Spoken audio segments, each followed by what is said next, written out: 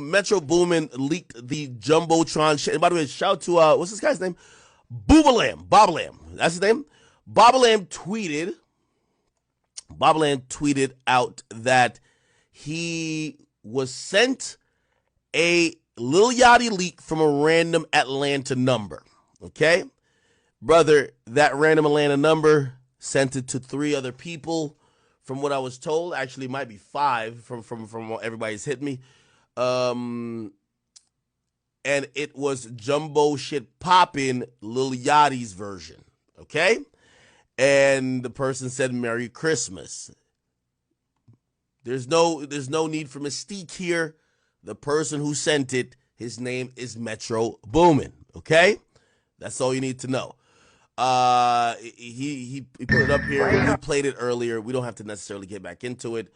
In a lot of ways, I knew all roads would lead here to some point. I just didn't know it was gonna get this messy, but I knew at some point Drake having ghostwriters would be a main topic during this rap civil war. Like, how could you come for us in some rap beef when, nigga, who knows who is writing your shit right now? Like, who knows what's going on over there in the OVO sweatshop? And a lot has been exposed, a lot has been broken down, a lot has happened. Now, okay, I want to address the CJ the Francis guy first. I addressed him a little bit in one of the videos I did before this, but I feel like since he's still saying things and quote unquote exposing things, I have to let it be known that, yeah, the nigga's a fraud. He's not real, or he's real. It's just what he's saying is true isn't true. He didn't write for Roddy Ricch. He didn't write for Kendrick fucking Lamar. Honestly, I'm shocked that the whole career Kendrick, this nigga has won a whole Pulitzer Prize, right, for an album. You don't think ghostwriters would have came out at that point like, hey, we helped write that shit, like that shit that this nigga is getting so much acclaim for, we helped write, just like with Drake. Now, I'm gonna be honest with you. I'm gonna compare 2 situations. 2 weeks ago, I was in grieving. Why? Because my favorite rapper of all time, Jermaine Cole, went on stage and apologized to Kendrick Lamar, bowed out of the fucking rap beef. I'm gonna compare that moment to me in 2015 when I found out that one of my favorite rappers, yes, Drake at that time was one of my favorite rappers, had ghostwriters. It was a shock. It was a grieving moment, because when you hold somebody to that high standard, at least for me, I hold whoever I put as my GOAT to a really high standard. Once they apologize for beefing in rap or have other people writing their raps for them, they denounce themselves and they go way down on my top 10 list. I'm sorry, I just hold rap and hip hop to a high standard. And yes, I was 6 years old when I first watched 8 Mile.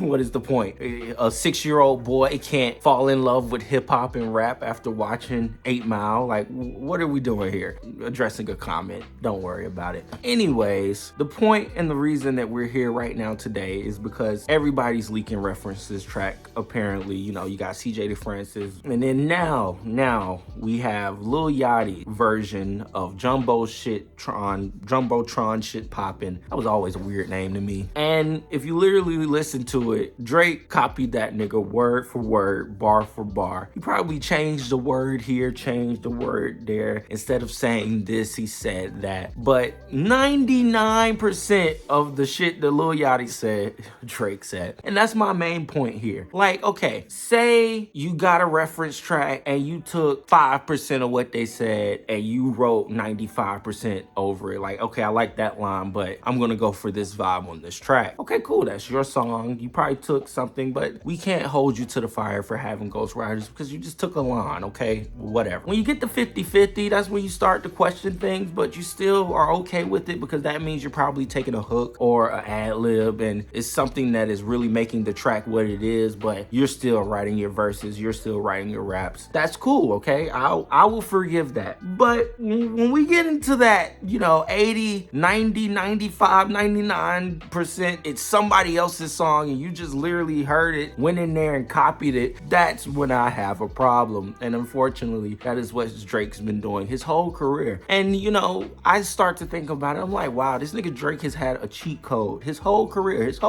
He's been able to craft and write things, and I'm sure he's been writing some of his own tracks. I'm sure a lot of his tracks he's written. But the fact that he can just have somebody do something for him, and if it's good enough, he can use it. Like, that is a cheat code. Like, you can literally only write 5 of your songs on your album, and the other 10 belong to somebody else. That's a fucking cheat code. And that's usually how it is when it comes to Aubrey, Drizzy, Drake, Graham, or what they're calling him now, BBL Drizzy. And like I said, look, I forgave that, the pop rap artist that he is, and I'm like, that's who he is at the end of the day. And at the end of the day, if he just makes Hotline Bling for the rest of his career, I'm cool with it. I am fine with it. Whoever wrote it is whoever wrote it. But at the same time, when we get into rap civil war, when we get into rap beef, and this is a heated rap beef, and not only between Drake and Kendrick Lamar, but now Drake and Rick Ross. So yeah, it's definitely a JJK jumping going on right now. This is rap beef, and when you get into the crux and the nicks of it, and you start really jabbing niggas out and punching niggas out, the ghostwriting allegations are gonna always come up. And usually they won't be allegations, they'll be fucking true. Anyways, let me know what your thoughts is. Do you care that Drake has ghostwriters? Do you care that Lil Yachty wrote this song for Drake? Or do you not? Who gives a shit? He's still an amazing rapper to you, and you still hold him in high regard. Whatever your opinion is, please leave it in the comments below. I am Savvy Mike, and this is I Am Savvy Mike TV.